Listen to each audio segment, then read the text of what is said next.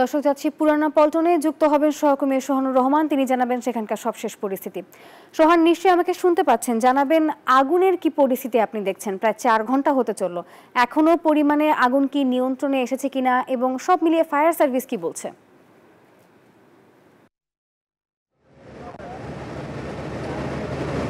ধন্যবাদ নাফিজা।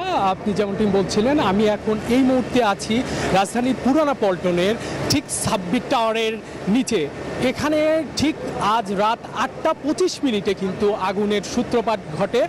আর আগুনের সেই 8:25 ঘটনায় ফায়ার সার্ভিস কিন্তু সংবাদ পায়। তারপরেই ঠিক 7 মিনিটের মাথায় কিন্তু ঠিক 8:32 ফায়ার সার্ভিসের প্রথম ইউনিটটি আসে। এর পরে কিন্তু আরও 7টি ইউনিট, মোট 8টা ইউনিট কিন্তু ফায়ার সার্ভিসের এখানে আগুন নিয়ন্ত্রণে কাজ করে যাচ্ছে।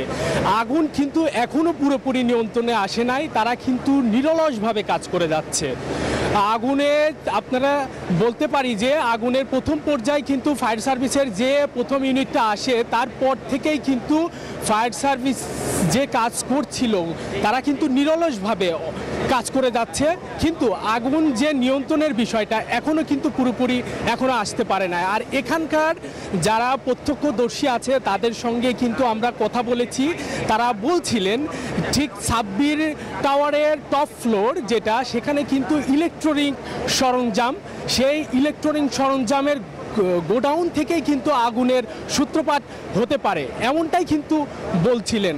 আর আগুনের সর্বশেষ যে পরিস্থিতি সেটা আমরা এখন দেখতে পাচ্ছি যে উপরে টপ ফ্লোরে থেকে এখনও কিন্তু ধোঁয়া বের হচ্ছে। আগুন কিন্তু এখনও পুরোপুরি নিয়ন্ত্রণে আসে নাই।